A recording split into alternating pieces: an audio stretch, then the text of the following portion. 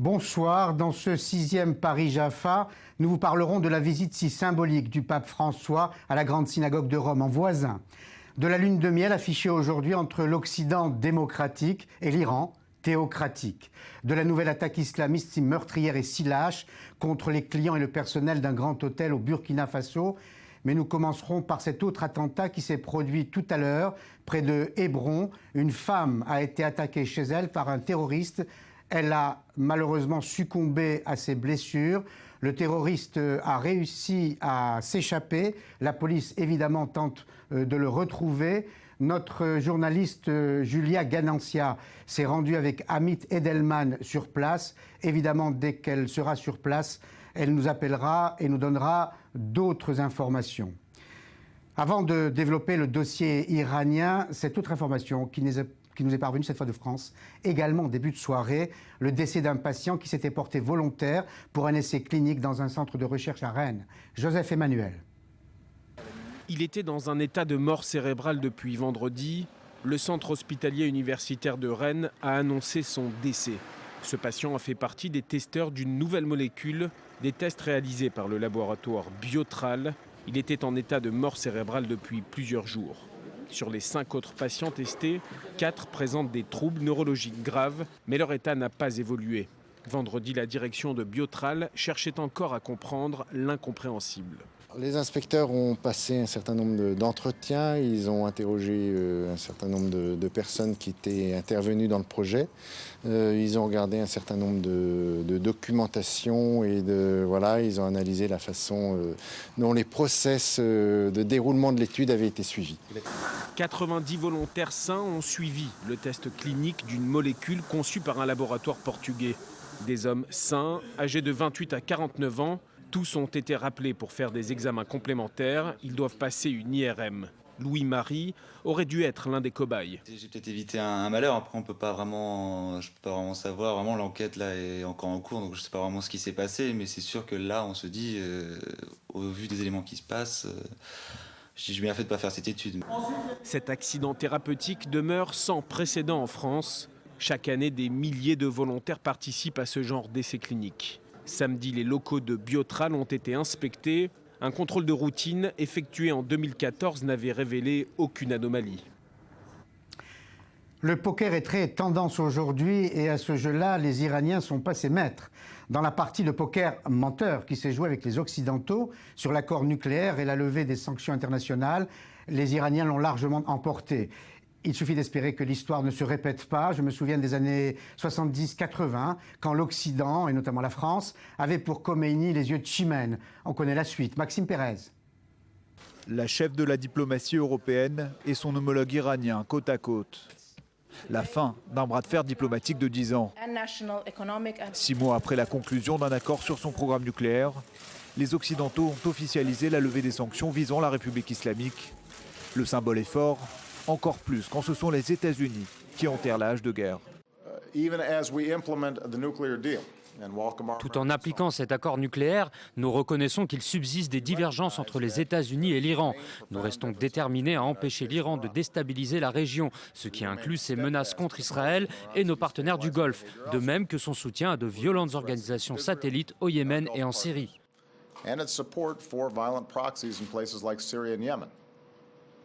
Téhéran peut enfin respirer, même si son programme nucléaire et balistique continuera d'être surveillé à la loupe. Dans l'enceinte du Parlement iranien, Mohamed Zarif est fêté en héros de la nation. À la tribune, le président Hassan Rouhani peut dignement présenter le 6e plan quinquennal de son pays. Les négociations sur le nucléaire résultent de la volonté du guide suprême de la révolution, avec l'aval du peuple et l'assentiment de tous les fondements de l'État. C'est l'une des plus belles pages de l'histoire de notre pays. À Jérusalem, les réjouissances ne sont pas de mise. Benyamin Netanyahou a profité du traditionnel Conseil des ministres pour réaffirmer la position d'Israël, une mise au point aux allures d'avertissement. Sans nos efforts pour aboutir à des sanctions contre son programme nucléaire, l'Iran aurait acquis depuis longtemps des armes nucléaires. La politique d'Israël demeure inchangée. Nous ne permettrons pas à l'Iran de se doter de l'arme nucléaire. Contraint de se soumettre au verdict de la diplomatie, Israël ne manquera pas de dénoncer la moindre violation iranienne de l'accord. Le cas échéant, les sanctions seront immédiatement rétablies. Et cette soudaine bienveillance à l'égard de l'Iran surprend, surtout de la part d'Obama. Christian Mallard, en direct de Paris. Christian ? Oui, Paul, écoutez, en jouant la carte iranienne et en pensant que ce régime peut, si vous voulez, aller de l'avant et jouer la carte de l'honnêteté avec les États-Unis, je pense que de toute façon, Obama se trompe. C'est un régime aujourd'hui, il faut bien le dire, qui va de toute façon tenter tout pour se procurer, se doter de l'arme nucléaire dans le but d'avoir une arme de dissuasion qui lui permettra d'assurer sa survie politique. Maintenant, tout laisse à penser que dans les semaines qui viennent, ils vont aussi utiliser une grande partie des revenus de leurs futurs revenus pétroliers et puis aussi de ces 100 milliards de dollars d'avoirs gelés dans les banques étrangères pour étendre leur influence à toute la région, mais aussi renforcer leurs alliés, le Hamas, le Hezbollah, qui sont les groupes terroristes, le régime de Bachar el-Assad, l'Irak, qui lui est inféodé, dans la lutte à la fois contre Daesh, mais aussi contre l'Arabie saoudite, qu'ils veulent déstabiliser pour prendre le contrôle du monde musulman. J'ajouterai enfin que l'Iran vient de rompre une résolution des Nations Unies en procédant à un essai de tir de missiles balistiques, ce qui fait que ce soir, les Américains sont en train de dire il faut les sanctionner. Alors vous voyez qu'on est là avec un feuilleton qui va encore durer longtemps. Merci Christian. La levée des sanctions aura pour effet de booster l'économie iranienne, mais aussi l'économie des pays occidentaux désormais partenaires. Et si Laman espérait expliquer cette soudaine indulgence à l'égard d'un pays théocratique si loin de notre modèle démocratique. David Eman. À peine officialisée, la levée des sanctions contre Téhéran ouvre des perspectives de redressement majeures pour l'économie iranienne. Le président Rouhani n'a pas attendu davantage pour présenter au Parlement ce dimanche son budget de l'après-sanction. Avec l'entrée en vigueur de l'accord nucléaire, les sanctions oppressantes imposées contre le pays et qui avaient mis beaucoup de pression sur notre économie et sur le bien-être de notre peuple ont été levées avec l'aide de Dieu. 10 années de mesures de rétorsions internationales auront laissé des traces, près de 500 milliards de dollars de coûts, d'après les estimations. Dans un premier temps, les autorités misent sur un retour massif de l'investissement étranger. Les ambitions sont élevées. Pour atteindre une croissance de 8%, nous devons attirer 30 à 50 milliards de dollars en investissements étrangers chaque année. Et les chantiers ne manquent pas. Outre des infrastructures à remettre à niveau, l'Iran offre son gigantesque potentiel énergétique. Première réserve mondiale de gaz, 4e de pétrole. La République islamique est tout de même consciente que le contexte actuel ne lui permettra pas de propulser son économie uniquement par ce biais, avec des cours au plus bas depuis 12 ans. La perspective de faible prix du pétrole dans les années à venir et des potentiels inexploités dans de nombreuses industries, tout indique que la demande intérieure ne peut pas pousser à elle toute seule l'économie vers la croissance économique de 8%. Un objectif qui dépasse les prévisions du FMI, 5% de croissance pour la première année sans sanctions. Enfin, plus immédiat, Téhéran s'apprête à récupérer dans ses caisses plusieurs dizaines de milliards de dollars issus d'avoirs gelés. De quoi desserrer l'étau sur ce pays de 80 millions d'habitants, toujours en proie à la récession, à un taux de chômage élevé et à l'hyperinflation.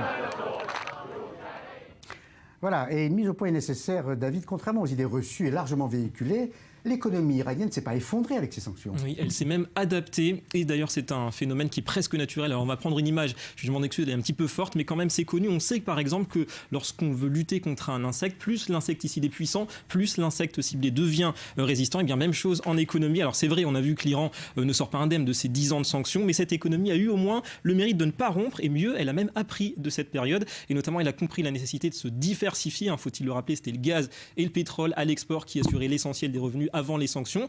On voit aujourd'hui avec la chute des cours que tout cela n'est pas viable et d'ailleurs l'Iran a pris sans doute de l'avance sur ses rivaux du Golfe. Alors côté diversification, l'Iran sait faire aujourd'hui de l'électronique de pointe, de l'industrie aérospatiale, de l'industrie nucléaire, de l'automobile. Donc vous voyez, on a travaillé et puis ensuite l'Iran a compris la nécessité de mettre à profit aussi son immense marché intérieur, 80 millions d'habitants, donc pour développer la consommation intérieure. Et puis l'Iran a construit des ponts avec des pays comme l'Inde, comme la Chine, qui sont clients de son énergie. L'Inde, la Chine, ce sont les puissances de demain. Donc là encore, il y a du potentiel et tout cela cela sans compter que toutes ces sanctions n'ont pas au final empêché Téhéran de faire des progrès considérables sur ses programmes militaires, donc nucléaire, bon, ça se discute, mais balistique aussi. Donc c'était le but des sanctions, donc c'est raté de ce côté-là. Aujourd'hui, tout est prêt pour imposer donc l'Iran comme une puissance régionale à la fois stable et attractive pour les investisseurs, quoique tout dépendra de ce que feront les autorités de cette manne potentielle. Et c'est bien ce qui inquiète sur l'aspect politique et militaire, évidemment, Israël, Dror, mais l'État hébreu n'entend pas baisser la garde. Alors il faut rappeler, Paul, que pour Benjamin Netanyahou, la lutte contre le nucléaire iranien est une affaire cruciale, certains diraient même le combat d'une vie.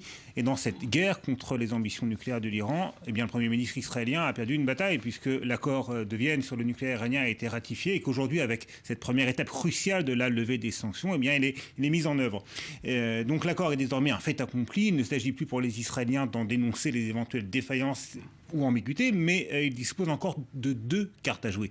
La première, Paul, c'est celle de l'éventuel non-respect par l'Iran des clauses de l'accord. La République islamique n'a pas renoncé à ses ambitions nucléaires et nous surveillerons de près l'application de l'accord. C'est ce qu'a dit Netanyahou ce matin à l'ouverture de la réunion hebdomadaire de son gouvernement, en évoquant à demi-mot le rôle crucial qu'auront à jouer le Mossad et les autres agences de renseignement israéliens pour déceler d'éventuelles violations de l'accord par l'Iran. L'autre argument des dirigeants israéliens concerne plus directement la levée des sanctions. On l'a vu, des levées des sanctions qui pourraient sortir l'économie iranienne de son marasme et qui donc, du point de vue israélien, pourrait inciter l'Iran à financer encore un peu plus les organisations terroristes qu'elle soutient dans la région, le Hezbollah libanais bien évidemment et peut-être aussi le Hamas palestinien. C'est ce que disait tout à l'heure aussi Christian Mallard. Merci Dror.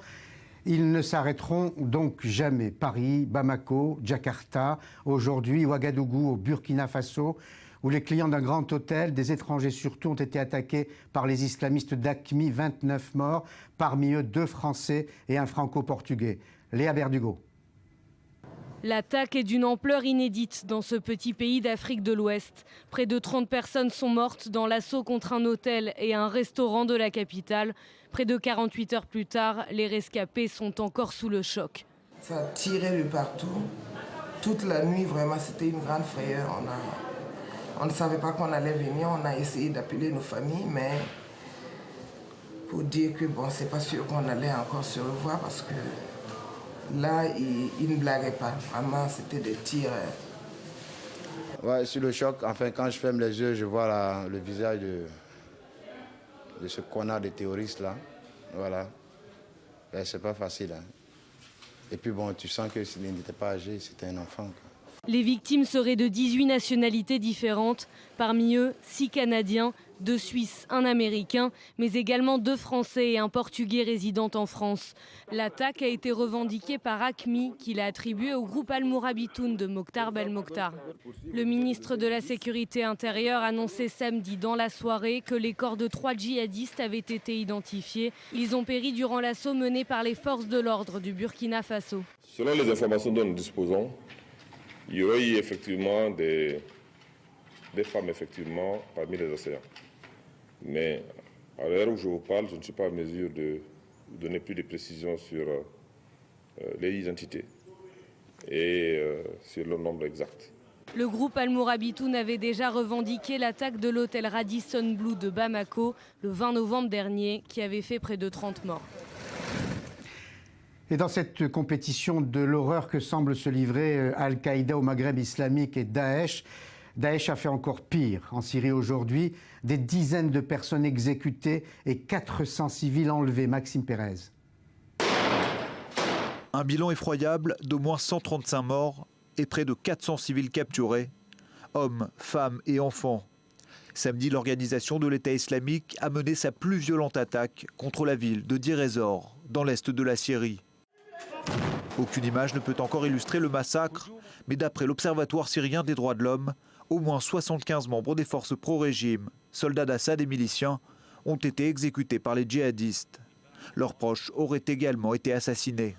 La télévision d'État syrienne a très vite relayé la nouvelle, avançant même un chiffre de 300 civils tués dans la banlieue de Deir ez-Zor. Les otages auraient été emmenés dans des zones de la province sous contrôle de l'État islamique. Cette offensive, menée à l'aide d'une dizaine de kamikazes, permet désormais à Daesh de contrôler près de 60% de cette localité, située à 450 km de Damas et largement peuplée de sunnites. L'armée syrienne y stationne près de 3000 hommes, notamment autour de l'aéroport militaire. Accusé par l'ONU de crimes contre l'humanité, le groupe djihadiste s'est déjà rendu coupable de plusieurs exécutions de masse en Syrie. En 2014, toujours à Deir ez-Zor, près de 900 membres de la tribu des Shaïtat avaient été massacrés pour s'être opposés à l'État islamique. AQMI par-ci, Daesh par-là, tous les continents sont désormais touchés par cette internationale terroriste. David Klezewski.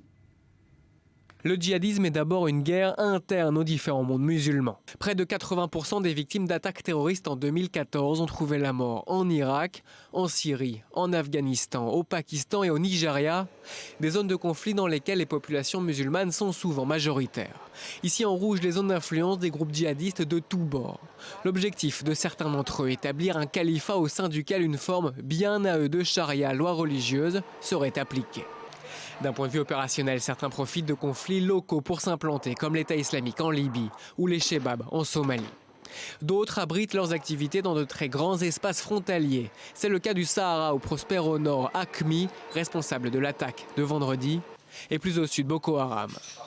Au Proche-Orient, différents groupes islamistes locaux comme le Hamas mènent une lutte contre Israël au nom d'idéologies similaires. Ils ne veulent pas de présence nationale juive en terre d'islam. Les islamistes sont divers, les stratégies aussi. Certains mouvements sont issus de courants chiites à l'image du Hezbollah libanais, la plupart des autres sunnites. Certains veulent contrôler de vastes espaces, c'est le cas de Daesh. Al-Qaïda, au contraire, est souvent présenté comme une marque, une multinationale avec plusieurs cellules dans le monde, mais sans emprise territoriale. Anti-occidentaux, anti-libéraux et antisémites, l'action de tous ces groupes ne se limite pas aux terres d'islam. L'objectif des attentats perpétrés dans les zones mixtes est de provoquer des guerres civiles et de jouer les uns contre les autres. En Europe, aux États-Unis ou en Israël, le djihadisme est un destructeur de vivre ensemble. L'attentat de Bruxelles a été intéressant à deux niveaux. D'abord, c'est le premier attentat qu'on peut relier à l'État islamique qui a été commis en Europe depuis que l'État islamique existe en Syrie. Le deuxième point, c'est que c'est la confirmation d'un modus operandi qu'on trouve de plus en plus, qui est celui d'un acte, non pas d'un loup solitaire comme on dit, mais d'un djihadiste non aligné ou d'un djihadiste isolé qui va commettre seul son attentat. Car loup solitaire ou acte isolé, l'attaque répond néanmoins à une stratégie djihadiste globale et à une nébuleuse idéologique bien plus large que le terroriste. Ben Laden a été éliminé, pas l'islamisme. Je pense qu'Al-Qaïda a connu un tel élan depuis une dizaine d'années que l'organisation n'avait pas besoin d'une figure centrale pour la diriger. Le message en lui-même était si puissant qu'il a permis de garder certaines personnes, différents groupes unis et d'avancer. Et pour diffuser les messages, les moyens les plus modernes ont été mobilisés. Reporters sans frontières a dénombré près de 40 bureaux de propagande à travers le monde pour Daesh. Et pas moins de 16 caméras haute définition sont utilisées pour capter les moindres détails des exécutions. C'est ce qu'a révélé l'un des journalistes israéliens infiltrés dans les rangs de l'État islamique en 2015. La guerre idéologique ne fait que commencer. L'on retrouve en direct de Paris notre invité Mathieu Guider. Bonsoir Mathieu Guider.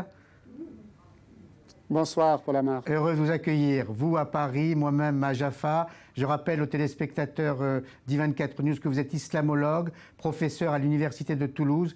Et je citerai volontiers votre dernier livre, le titre de votre dernier livre, Terreur, la nouvelle ère aux éditions Autrement, en attendant évidemment un nouvel ouvrage que vous préparez. Pour reprendre le titre de votre livre, Mathieu Guider, La nouvelle ère, comment la définiriez-vous ? Cette nouvelle ère se caractérise par une guerre interne à l'islam, une guerre de religion qui oppose d'un côté les sunnites et les chiites, d'un autre côté les chiites à l'intérieur d'eux-mêmes, c'est-à-dire les factions imamites par rapport aux factions alaouites et autres, et à l'intérieur du camp sunnite, les factions salafistes contre les factions frères musulmans, les factions frères musulmans contre les factions malikites, sunnites.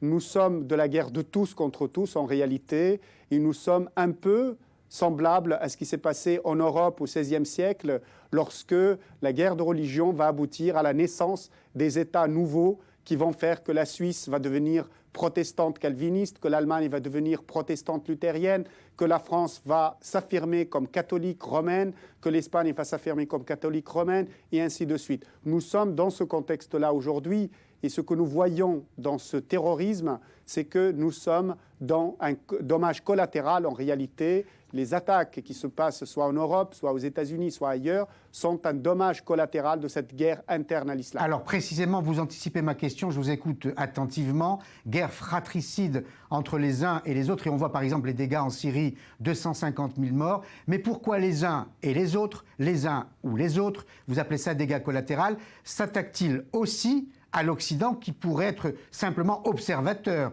de ces luttes intestines?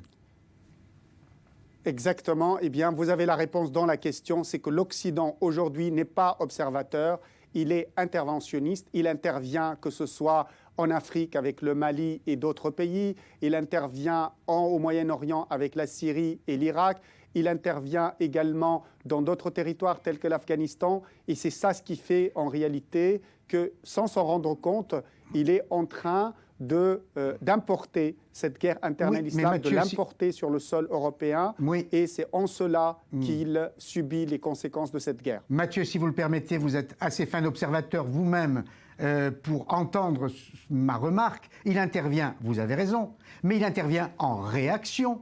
Quand l'armée française intervient au Mali, c'est parce qu'il y a une avance islamiste extrêmement dangereuse pour le régime de Bamako, pays francophone, ville francophone qui appelle à l'aide l'armée française. Il intervient en Syrie ou en Irak quand il y a des attentats à Paris. Alors qui est le premier responsable, au fond, de cette dialectique de la terreur ?